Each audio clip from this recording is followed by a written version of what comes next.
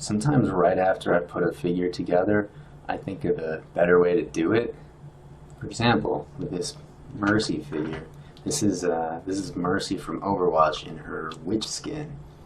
Now initially, I made the wings out of epoxy putty.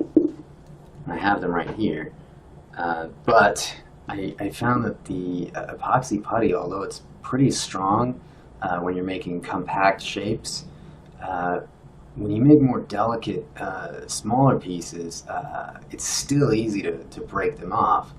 So I was always had that in the back of my mind, like how am I going to make this stronger? Then one day I thought, well, what would happen if I made the delicate parts out of cloth? So I just sort of paused making this one for a little bit, and I started another Mercy figure based on her imp skin. And in this one, I made the delicate points out of cloth. In addition, I didn't like that the initial epoxy wings were totally static, not able to pose. And so I also experimented with putting another figure's shoulder joints in her back in order that the wings could pose.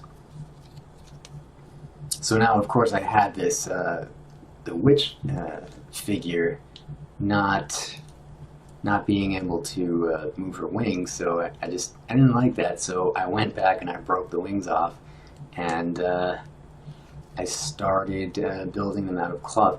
Then I had another idea. What if I made the wings out of plastic?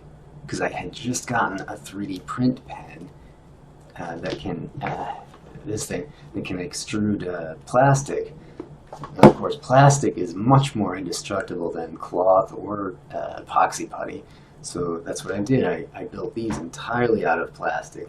Now I can throw this against the wall and be pretty reasonably sure that it's not going to break, Whereas these snaps pretty easily if you want to. So then, of course, I had to go back to these, and I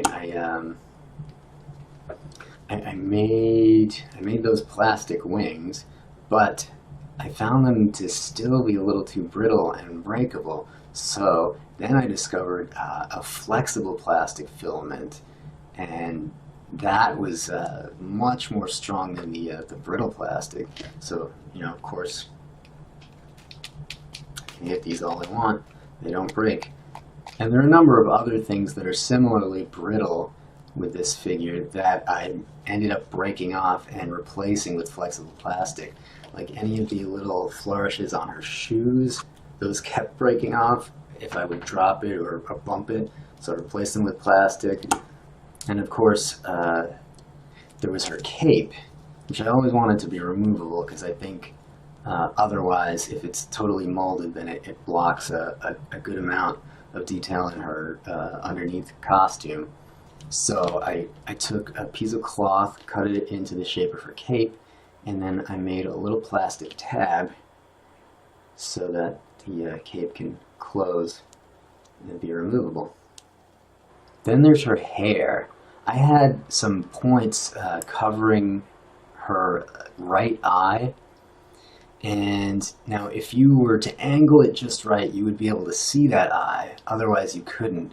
What that meant was, because of the way I put it together, because I sculpted the hair first and painted it afterwards, it was a really awkward angle to paint that eye, and I could never get it to look right. So what I've done today is I just broke the hair off, and now I'm going to smooth out everything. I'm going to smooth out her whole face. I'm going to repaint the eyes, and I'm going to put new hair. I'm going to make it out of flexible plastic.